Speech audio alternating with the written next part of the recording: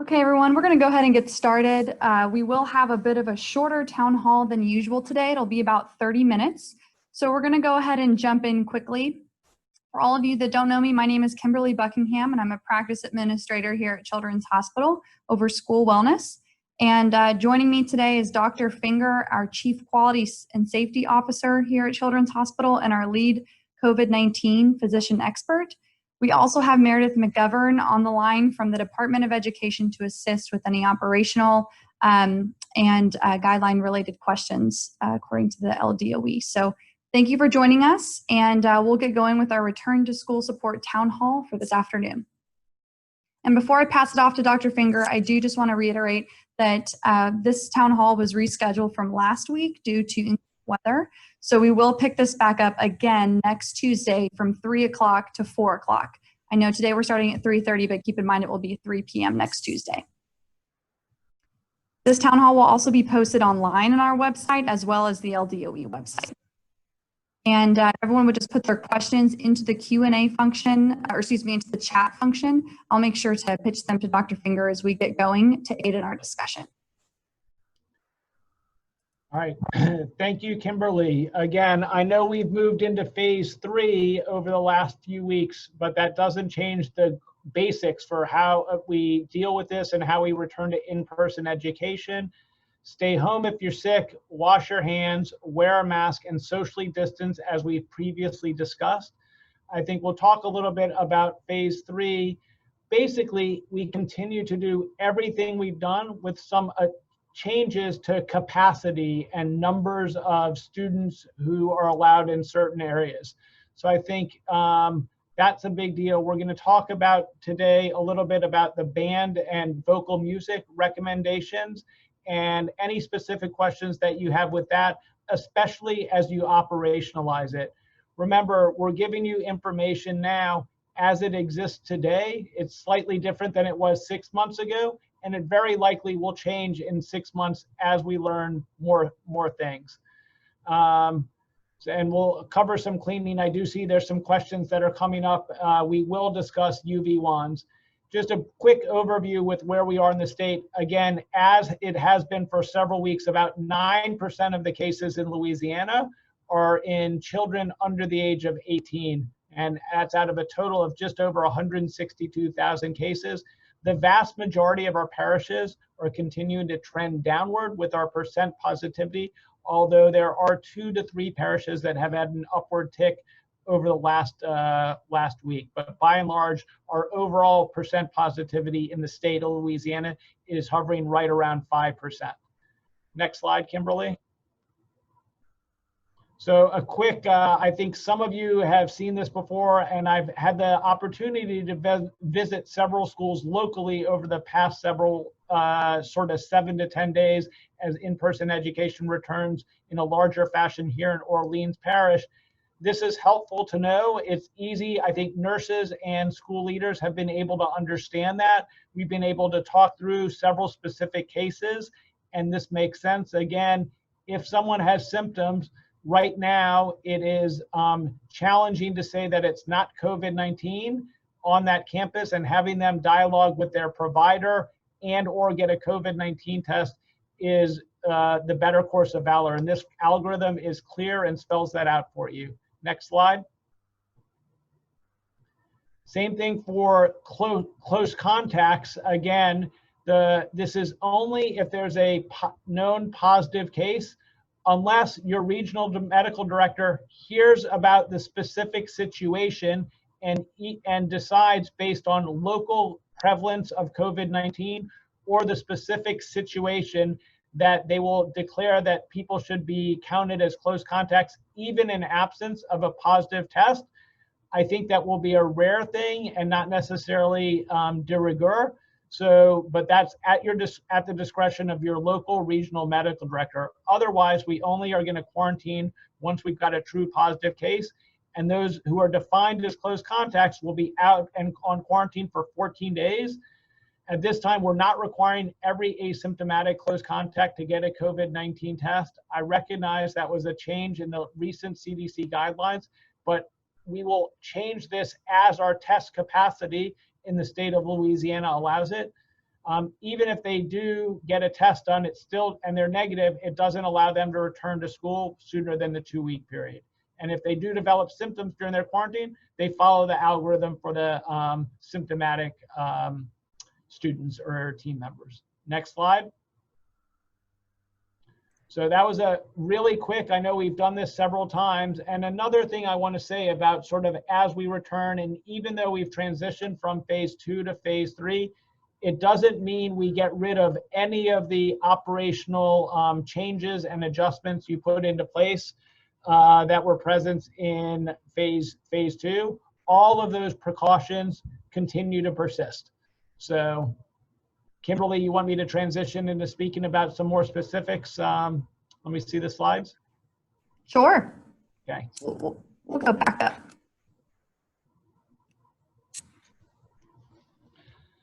So specifically, I want to cover sort of the return to sort of vocal music and instrument music. I know there's a lot of discussion over the last couple of weeks about this. And as we return to phase 3, band and vocal music can occur.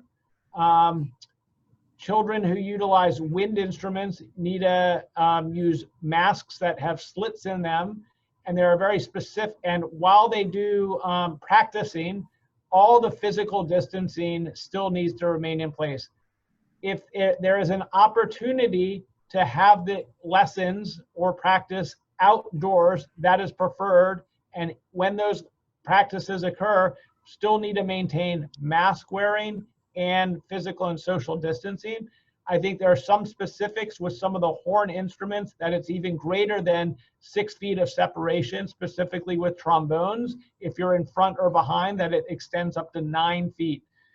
Again, this is data that is adopted nationally by high schools and middle and elementary schools in conjunction with the National Association of Music Educators. They are conducting a study across the country to see, is there going to be a best practice that evolves over this? But right now, this is the practice that many schools in other states have also adopted. So we're following sort of the national norm here. And I think it's better to err on the side of caution than otherwise. If you do pursue vocal music, i.e. choir, those children need to remain masked at all times and are strongly encouraged to have those have that done outside if possible, in addition to the band with the instruments. While I'm talking, Meredith, I see a question about the recommendation for a total number of band members, including flag and dance. I'm not sure if there's something specific to band, or is it just the same general number that exists in phase 3? Do you mind commenting? Yeah, absolutely. All of our schools while on campus should be, and participants should be abiding by the maximum number for each phase. And as we're in phase 3, that number is a static group of 50 is the maximum number for a static group at this time. Dr. Ellender, does that answer your question specifically? I'll wait. And I think there was one other, there wasn't another question about band or music. And I know I want to make sure we're clear on that, because I know there was a little bit of back and forth over the last couple of weeks as we iron this out, and the National Association of Music Educators came out with their recommendations.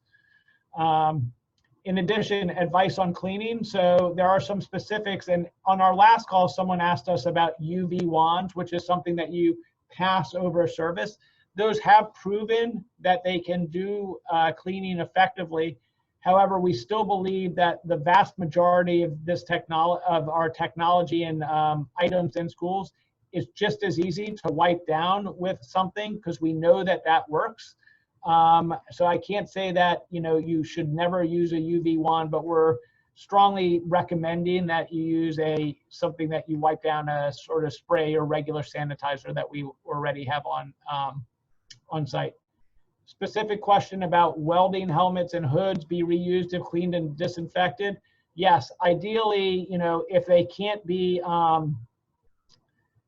if there's not enough of those specific items that they can be individualized, as long as they can be sanitized in between use, I think that's completely fine to do. And then what to consider when implementing all this guidance into the school plans. I think, again, all the schools that I've been visiting over the last sort of 7 to 10 days, it's been actually reassuring for the educator teams to get those kids back onto campus and to see that they can do it. So I've been very, very impressed. What I would also add is that focus on the big, most important things and to not let up about the masking and the sanitizing. I think there's things that are high yield like that and things that are slightly lower yield. Like if a child just touches a toy, it doesn't mean that it automatically gets sanitized before the next child touches it. And I think trying to sort of have you guys help your team members and teachers look at the big picture and not get distracted by everything else is going to be very helpful as you move through the initiation of this academic year. Meredith or Kimberly, I don't know if there's other questions specifically that have come through. Yes, Dr. Finger, we had a finger come in around reporting cases. How often do these need to be reported to the state? And do you have any best practices that you've identified with schools you've spoken to recently around ways to report? Yeah, so I know everyone has, I anticipate has access to the Office of Public Health portal right now. It's got a lot of informational questions on it. I think the intent is not to necessarily make the local school nurse or school leader a junior epidemiologist. So if you answer those questions, answer them to the best of your ability. And if you don't know, that's fine. When this was created, it was created several months ago when our state prevalence rate was actually much higher than it is now.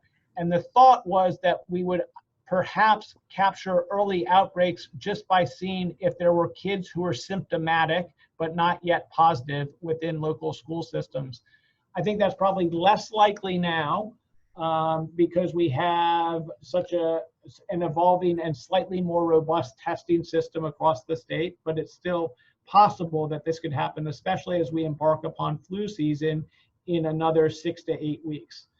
That being said, what I have seen is that schools are trying to make those reports daily, but if not, they're sort of designing a single day of the week where they make sure that all of the reporting is up to date for the past week. And I think at this point in time, that's acceptable, especially I think more important is if there's a positive case that you know about to enter that in real time.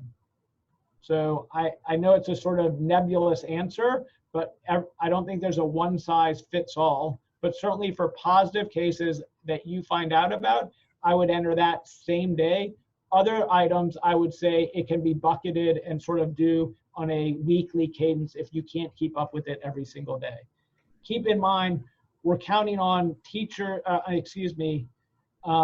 parents and students to self-report. So ideally, they'll self-report if they get ill off of campus, but sometimes they won't. So we understand that that's a challenge that all schools have to face.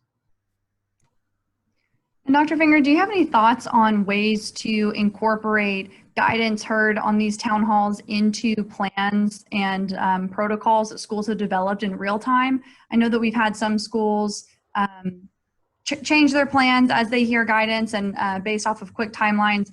How would you suggest their process to take place while evolving over time? Pause, always pause. I think there's probably not going to be major shifts in guidelines that come out that need to, that have to flip your operations upside down in a single moment.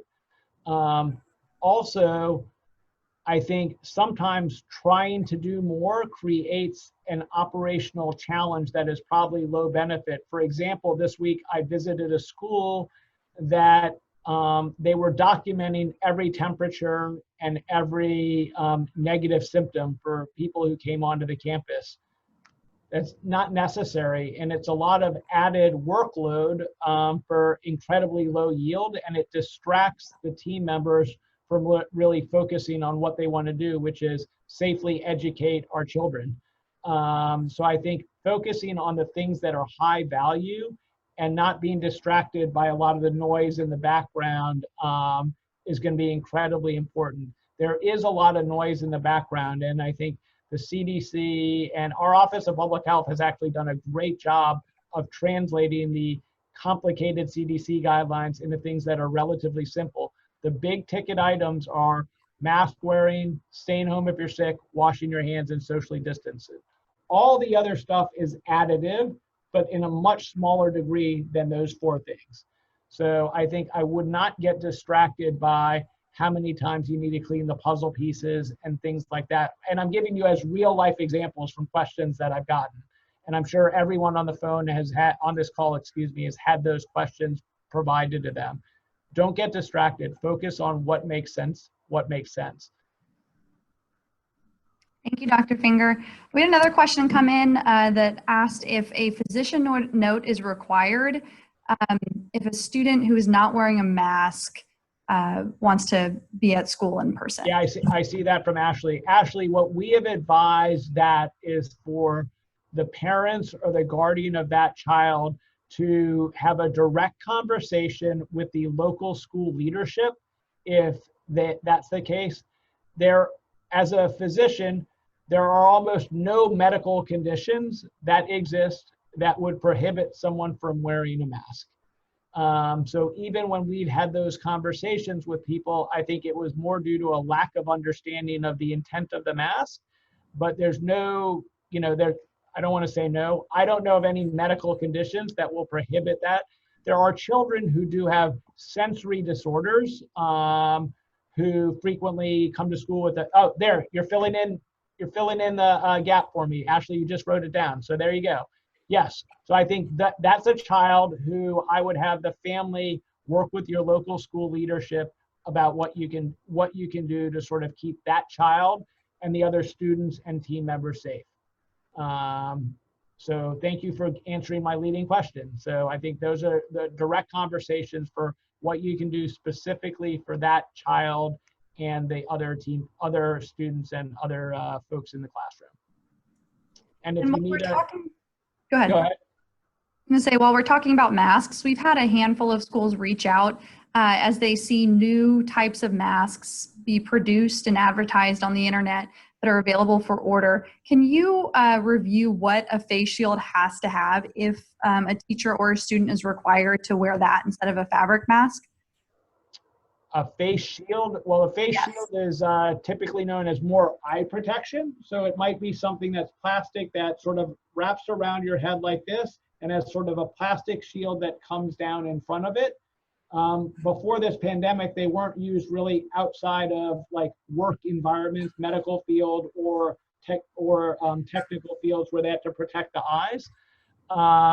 Ideally, if that's something that someone's going to wear, at the bottom of it, we would attach a fabric of some kind that then extends down a little bit lower on the body, because the face shield is not going to protect the other folks in the room from particles that might be expelled from the mouth.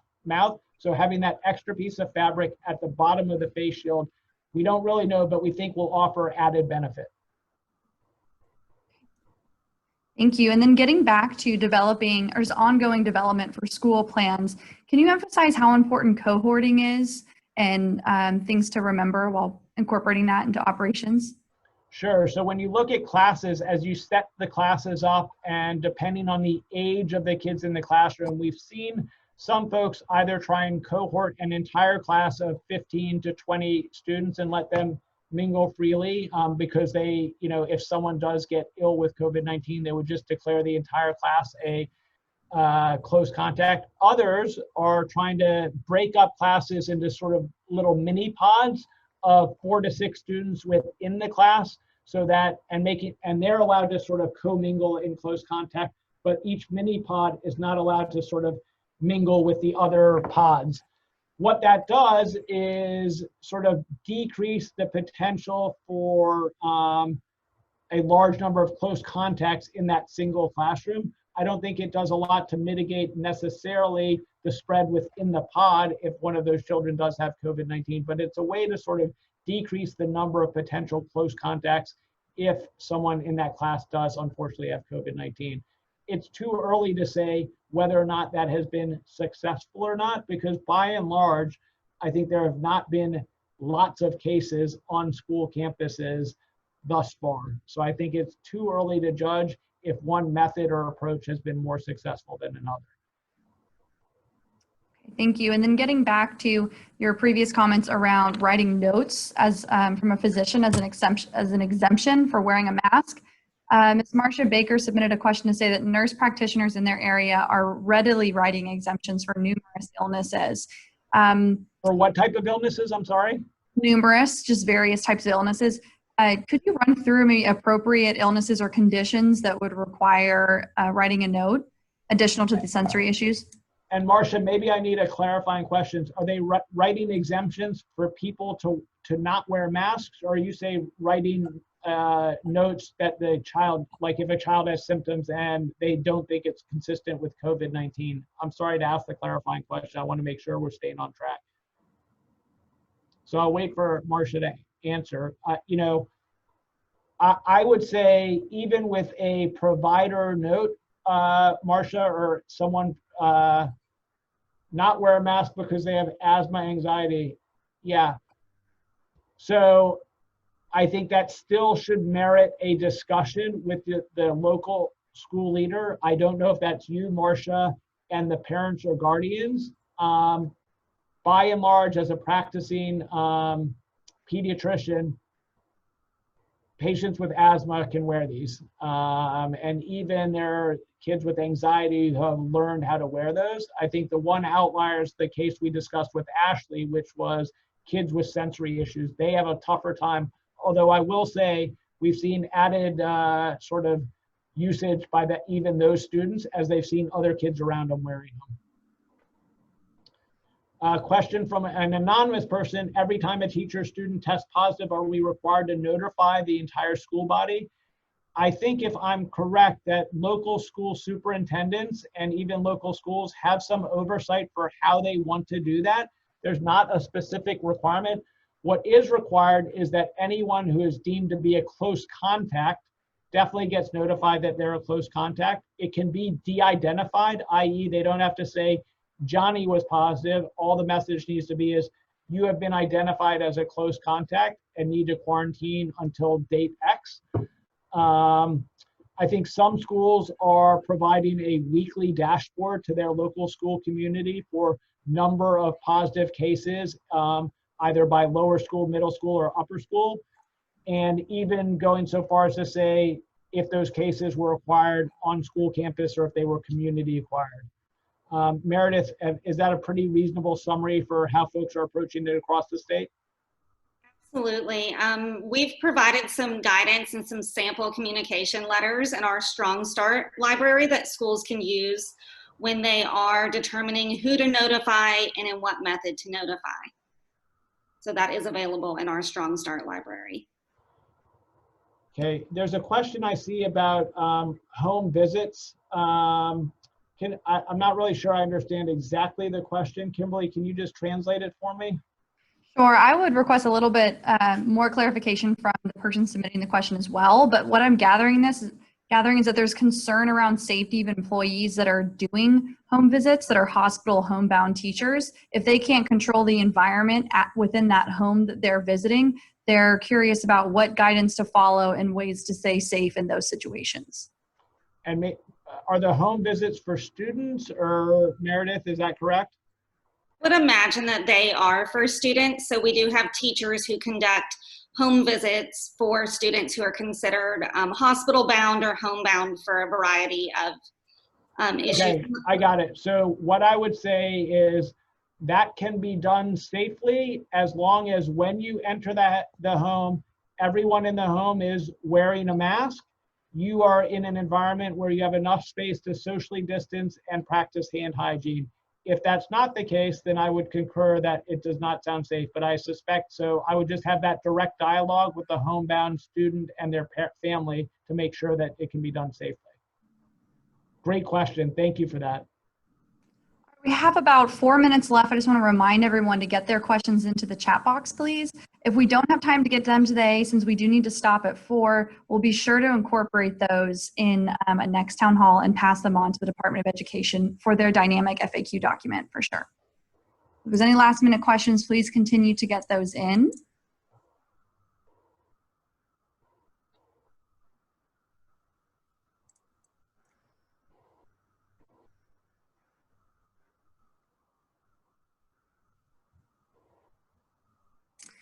Dr. Finger, why don't we use the last few minutes to review when appropriate time would be to inform other close contacts after a potential case or person with symptoms is identified. We've had a few questions like that come in this week again. Yeah, sure. I think that's great. I think at this point in time, unless your regional medical director directs you to notify a close contacts in real time, we wait until there's a positive test. Because every time a kid has a runny nose, it does not mean it's COVID-19. I've gotten dozens, if not hundreds of those kids already evaluated. And if we notified the class every time, we'd be calling classes all the time. That being said, once there is a positive case, it's still not DEFCON 5. I think I had a conversation with a school principal earlier today who was doing a great job. He told me, we're just collecting the information, determining who's a close contact, and then we're going to call those families directly. I think there's an urgency to getting the information, but you can do it in a calm and collected fashion that doesn't create a sense of, dread, I think is the word I would use. And, all the families that I've been involved in who have been close contacts have understood the situation. And once they, which is another reason why being transparent with your families and your educator teams is going to help your return to school be successful. I think making sure the teachers know that you guys are being transparent is going to lead you to be incredibly highly successful. Thank you. And there's another question that came in asking if reporting positive cases and symptoms to the regional medical director is mandatory or not. Can we review what the reporting structure looks like? Yep. Right now, the regional medical director teams have still asked for all cases that are symptomatic to be reported to them. That can be, it's different in each region, but 100% for the positive cases they want to hear about. Again, and it's just so you guys know how the labs work in the state. Every lab in the state of Louisiana that identifies a positive COVID-19 case, it does automatically get sent to the Office of Public Health, but that gets sent to a central repository, and it might not necessarily make it back to your regional medical director's team in real time, which is why we're trying to have several routes of this communication back to them. Okay. Well, looks like we're at time. So thank you, Dr. Finger, and thank you, Meredith, for your time. Do you have any closing comments before we finish it up? No, I appreciate everyone's diligence today in logging on. I'm sorry I was only able to join for 30 minutes, but look forward to joining you guys again on Tuesday. Thank you for everything you're doing. Okay, thank you, Dr. Finger. Meredith, do you have any closing comments, or do you want to stick around if there's any operational questions that came up? The only comment I have is that we will be having our reopening office hours on Thursday at 3 o'clock. So if there are any other questions that need to be answered, we will be happy to answer them then. And as always, we are so grateful for y'all's partnership and your leadership as we work to reopen our schools in such a safe manner this year. We share the sentiment, so thank you for saying that and for being a part of the town hall today.